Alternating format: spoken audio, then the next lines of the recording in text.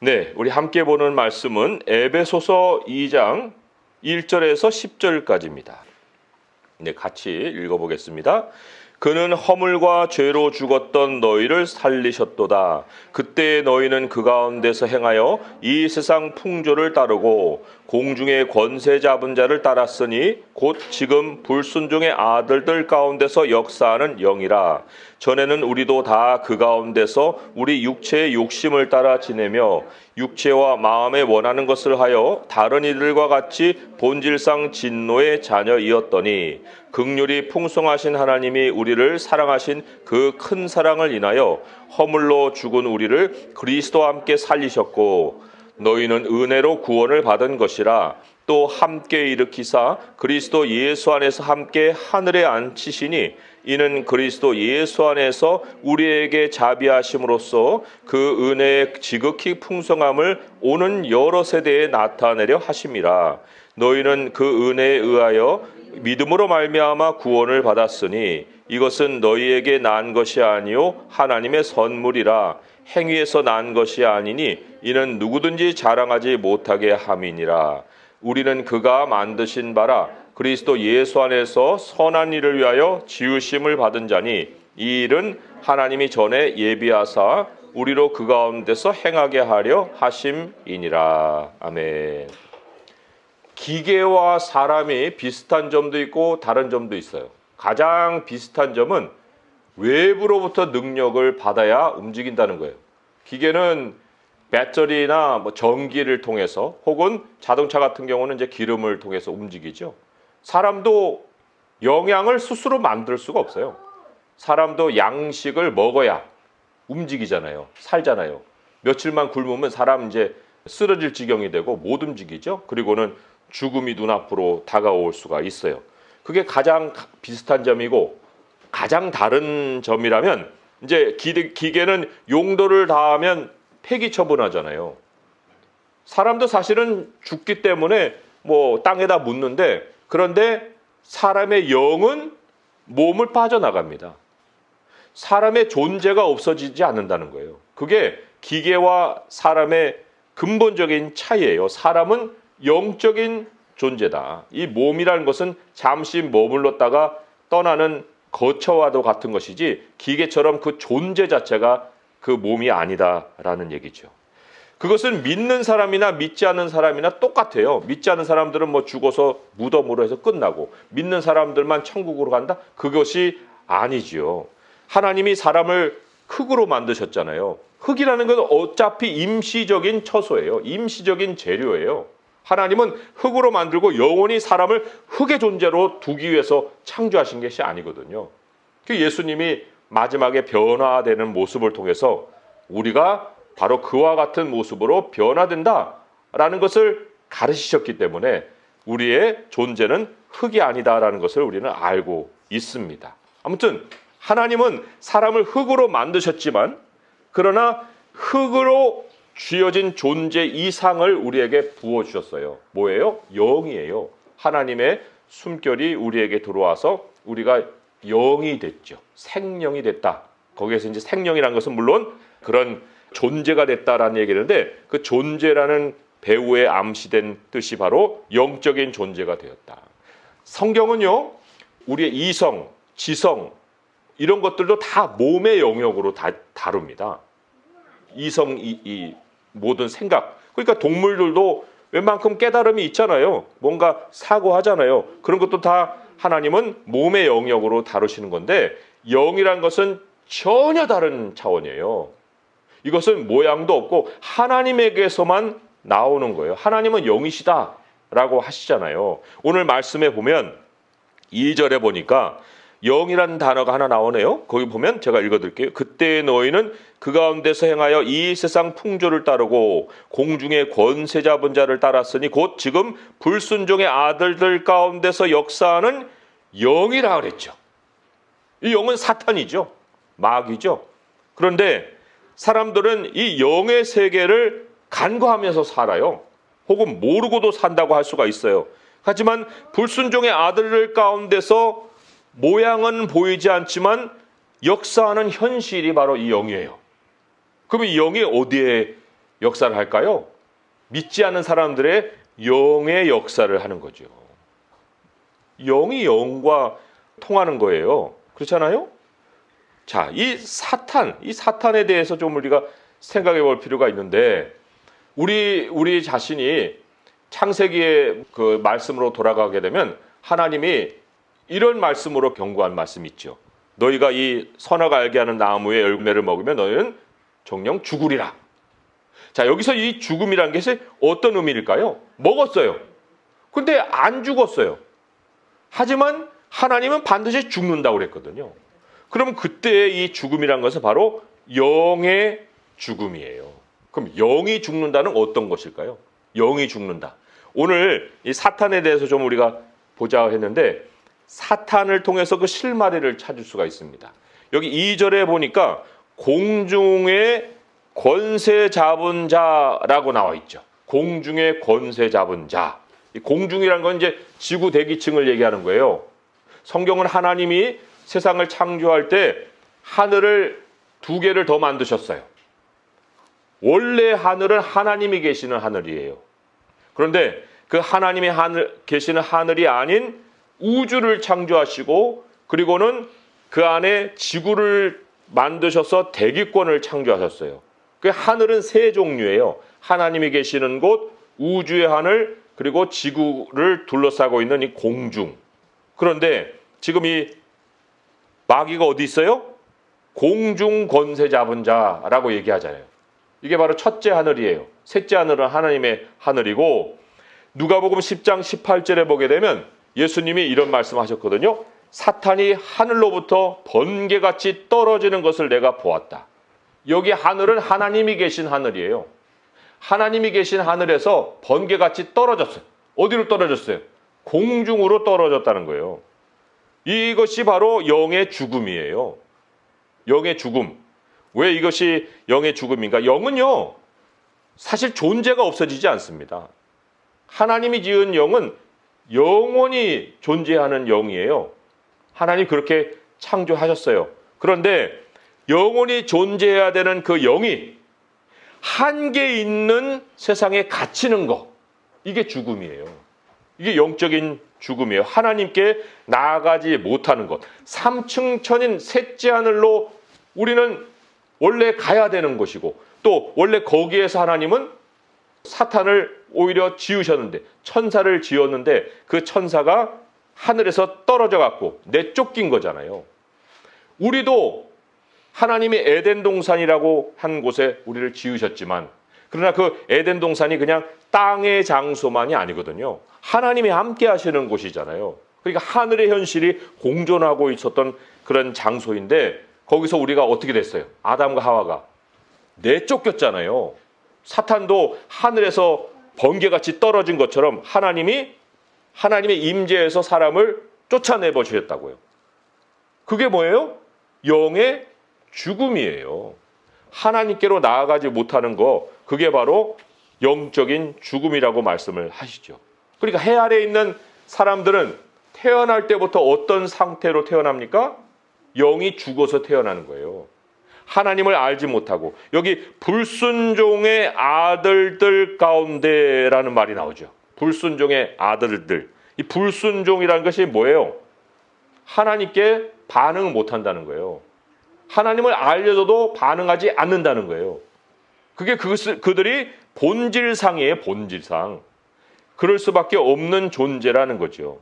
하나님이 계시는 곳으로 가지 못하고 영원히 갇혀있는 그 장소를 성경은 뭐라고 얘기합니까? 지옥이라고 하죠. 지상의 감옥이죠.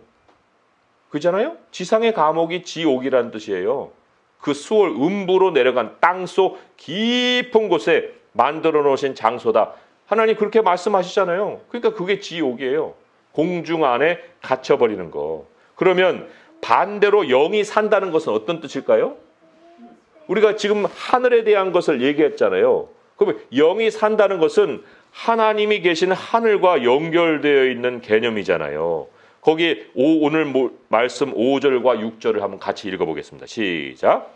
허물로 죽은 우리를 그리스도와 함께 살리셨고 너희는 은혜로 구원을 받은 것이라. 또 함께 일으키사 그리스도 예수 안에서 함께 하늘에 앉히시니. 하늘에 앉히셨다. 이게 근본적으로 갖는 뜻은 공중이라는 한계를 벗어났다는 거예요. 사탄은 공중의 권세 잡은 자고 우리는 이 권세 잡은 자의 공중 영역을 벗어난 사람들이다. 하늘에 앉히셨다. 하나님이 계신 곳에 우리는 가 있는 사람이다. 그것을 성경은 분명하게 우리에게 말씀을 해주고 있습니다. 사도 바울이 그 하늘을 체험을 했거든요. 보통 보면은 이제 죽었다 살아났다 해가지고 이렇게 말하는 사람들 있죠. 그런 사람들은 그 하늘에 간 게 아니에요, 사실. 우리가 하나님의 나라 하늘에 가는 그러한 일을 겪는 것은 예수 그리스도가 우리에게 오셔서 완전한 변화된 모습이 돼야만 그 하늘에 가는 거고, 계시로 사실 하나님이 그 열어주셔서 가는 것이고, 그리고 고린도 후서에 보게 되면 그 바울이 셋째 하늘에 갔거든요. 그런데 하나님이 그 셋째 하늘에서 본 것을 말을 못하게 했어요. 성경이 말을 못하게 했는데 어느 누가 그것을 봤다고 하고 그걸 여기 와서 말을 합니까? 여기 고린도후서 12장에 보게 되면 이런 말씀이 있거든요. 2절부터 좀 제가 읽어드릴게요. 내가 그리스도 안에 있는 한 사람을 아노니 그는 14년 전에 셋째 하늘에 이끌려간 자라. 그가 몸 안에 있었는지 몸 밖에 있었는지 나는 모르거니와 하나님은 아시느니라. 내가 이런 사람을 아노니 그가 몸 안에 있었는지 몸 밖에 있었는지 나는 모르거니와 하나님은 아시느니라. 그가 낙원으로 이끌려가서 말로 표현할 수 없는 말을 들었으니 사람이 가히 이르지 못할 말이로다. 여기 사람이 가히 이르지 못할 말, 감히 말해서는 안 되는 말, 이런 뜻이에요. 감히 말해서는, 말이 허락되지 않은 것을 사도 바울에게 허락을 안 했는데 누구에게 허락을 하겠어요? 그러니까 그렇게 죽은 사람들은 그냥 꿈꾸다가 오는 거지 그 세상을 직접 가서 보는 게 아니에요. 성경이 이렇게 얘기하잖아요. 아무튼 그거는 논외의 얘기라고 할 수 있지만, 아무튼 하나님이 살려낸 영은 하늘에 가서 앉히셨다. 이게 완료형이잖아요. 하나님과 소통할 수 있는 그 통로를 열어주신 거예요. 하나님 안에서 우리가 교제할 수 있는, 하늘과 통하는 존재를 우리로 만들어주신 거죠. 누구를 통해서요? 예수 그리스도를 통해서. 예수 그리스도를 통해서 하나님과 소통할 수 있는 존재가 되게 하셨다, 그런 얘기죠. 오늘 말씀으로 돌아오게 되면 거기에 그리스도와 함께라는 말이 기록이 되어 있습니다. 그리스도와 함께, 그죠? 우리가 읽었잖아요. 6절에 또 함께 일으키사 그리스도 예수 안에서 함께 하늘에 앉히시니. 모든 예수님께 일어난 일이 우리의 일이 되게 하신 거예요. 그것은 아담 안에서 모든 사람들이 그 아담과 같은 일을 겪는 것처럼 예수 그리스도 안에서 우리 모든 사람들이 예수님이 겪으신 일을 같이 겪게 해주신 거라는 얘기죠. 이게 놀라운 현실입니다. 예수님이 사람의 모양으로 왜 오셨어요? 사람의 모양으로 오신 이유는 우리의 모든 삶을 먼저 살기 위해서, 먼저 살아서 우리가 앞으로 그 길을 따라 올 수 있기 위해서 그렇게 사람의 모양으로 오신 거예요. 그러니 예수님이 겪은 모든 일은 아담 안에서 모든 사람들이 다 그 같은 일을 겪는 것처럼 우리도 같은 길을 가게 된다. 예수님이 먼저 우리 삶에 있을 때 보여주신 아주 엄청난 사건이 변화죠, 변화. 산에 올라가서 모양이 변하신 거. 그게 우리의 미래를 보여주신 것이고 바로 살아난 영의 모습이 이거다라고 말씀을 해주시기 위해서 우리에게 그러한 현실을 미리 남기시고 가셨다는 거예요. 그러니 우리가 그리스도 안에 머물러 있다는 거, 이거를 우리는 엄청나게 하나님 안에 감사하고 또 은혜를 알고서 살아갈 필요가 있는 거예요. 자, 그러면 오늘 또 우리가 근본적으로 던질 질문이, 그러면 우리가 예수님 안에 있다는 것을 너무나도 확신한데, 그런데 그 예수님이 왜 우리를 그리스도 안에서 함께 살리셨을까? 왜 우리일까? 라는 질문이 반드시 있어야 되잖아요. 왜 우리일까? 그게 이제 오늘 에베소서가 우리에게 가르치는 메시지예요. 왜 너희이냐? 라는 것을 알려주신 거란 얘기죠. 에베소서는 전체가 다 그런 메시지로 가득한데 1장으로 한번 가보세요. 1장으로 가보셔서 4절 말씀. 4절 말씀 같이 한번 읽어보겠습니다. 시작. 곧 창세전에 그리스도 안에서 우리를 택하사 우리로 사랑 안에서 그 앞에 거룩하고 흠이 없게 하시려고. 여기 우리의 존재가 어디서부터 시작을 합니까? 창세전이에요. 창세전에 그리스도 안에서 우리를 택하셨어요. 우리가 여기서 무슨 의식을 가지고 있었던 적이 아니죠. 하나님이 행하신 일이잖아요. 우리의 존재가 이미 하늘에서부터 시작을 한 거고, 그리고 또 11절, 12절, 1장이에요. 1장 11절, 12절을 또 읽어보겠습니다. 시작. 모든 일을 그의 뜻의 결정대로 일하시는 이의 계획을 따라 우리가 예정을 입어 그 안에서 기업이 되었으니 이는 우리가 그리스도 안에서 전부터 바라던 그의 영광의 찬송이 되게 하려 하심이라. 그러니까 우리는 부모가 야 우리 애 갖자. 그래서 그때부터 존재한 존재가 아니에요.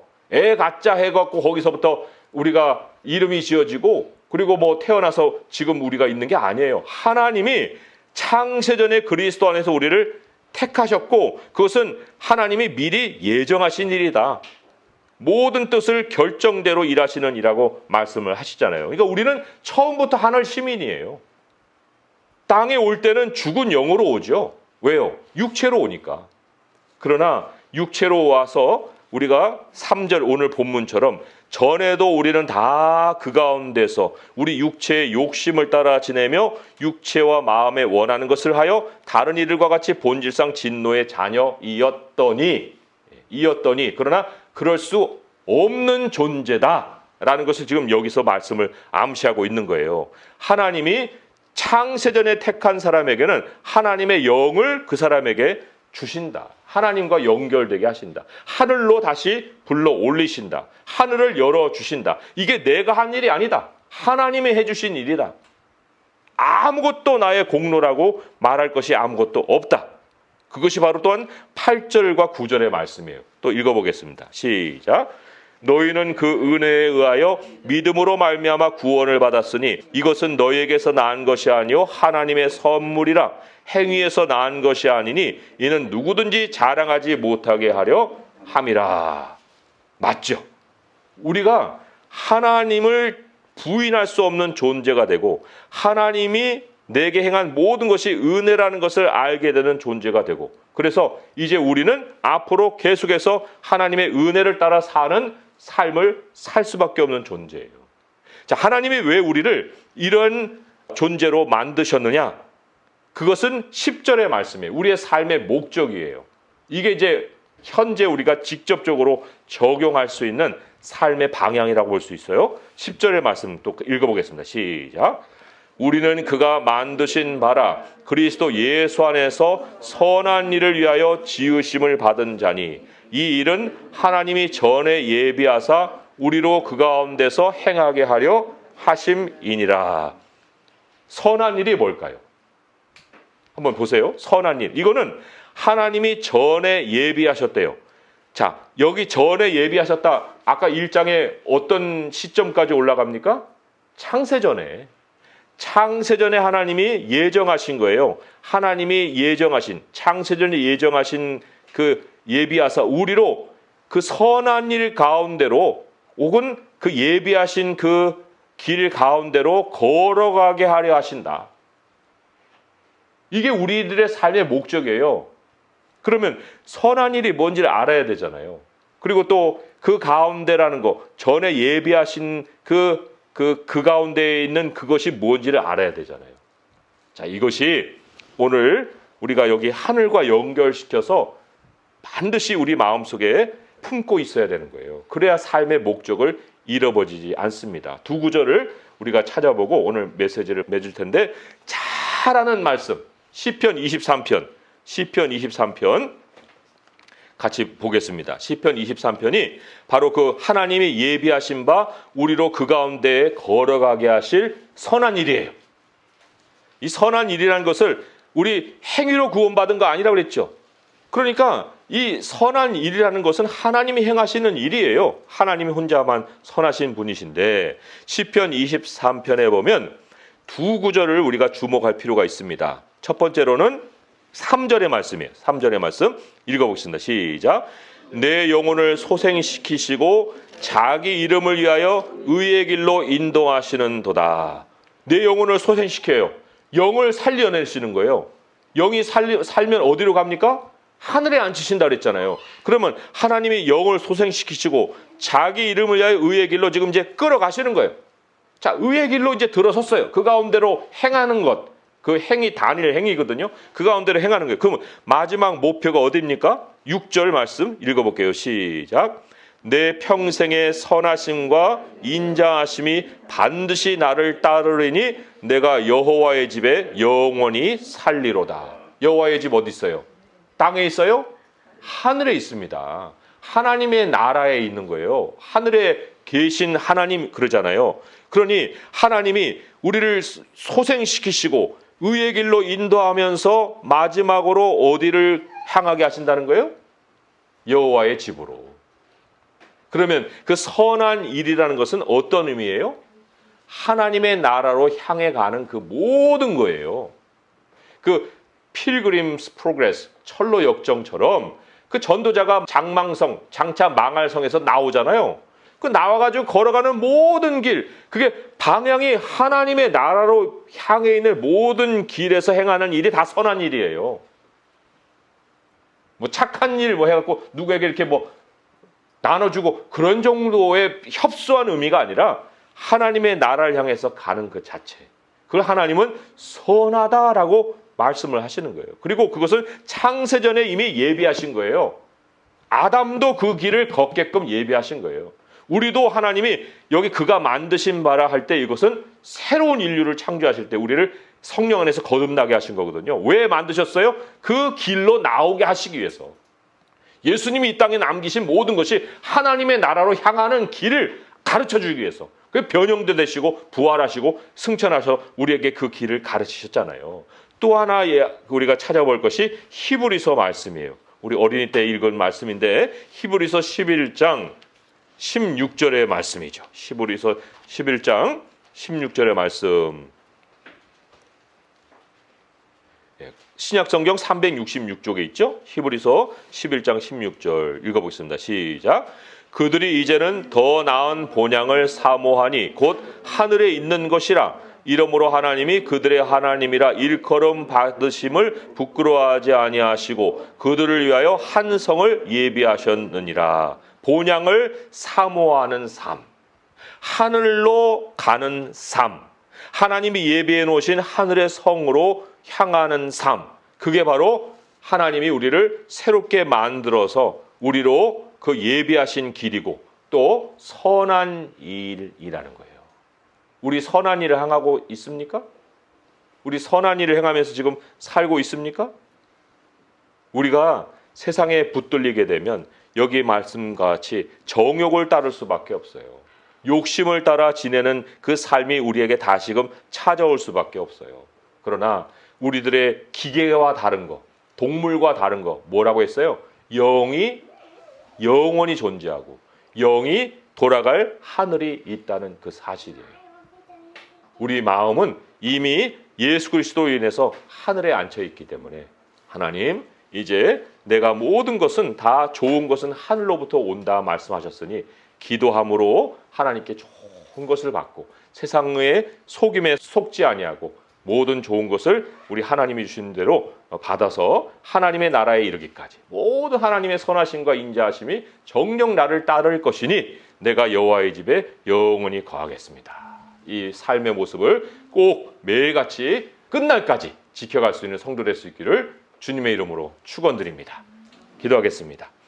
하나님 아버지, 우리 주님은 착하고 충성된 종이라 또한 칭찬하시는 종들이 있다고 말씀하셨습니다. 착한 종은 바로 선한 길을 따라서 살아가는 종입니다. 아버지 하나님, 우리가 하늘의 모든 것을 우리가 소망을 두고 있기 때문에, 땅의 것에 소망을 두지 않고 있기 때문에 땅의 것을 얻을지라도 그것을 나눠줄 수 있는 것이 선한 것이고, 또 하나님이 우리를 하늘로 불러주셨기 때문에 우리가 이 땅의 정욕을 쫓지 아니하고 또한 모든 사탄의 미혹을 물리치고 하나님의 부르심을 따를 수 있는 것이 또한 선한 일입니다. 아버지, 또 우리가 함께하는 영혼들과 우리 주님의 본향을 향해서 더 나은 그 성을 향해서 달려가는 것도 우리에게 선한 일입니다. 하나님이 창세전에 우리를 택하시고 창세전에 이 삶의 목적을 우리에게 또한 계획하셨사오니 아버지여, 이 주님의 영원한 계획을 거스르지 않게 하시고 매일같이 우리 마음이 주님의 나라를 향해서 본향을 향해서 두고 살아갈 수 있도록 하여 주시옵소서. 이 모든 간구 우리 주 예수 그리스도의 이름으로 감사하며 기도합니다. 아멘.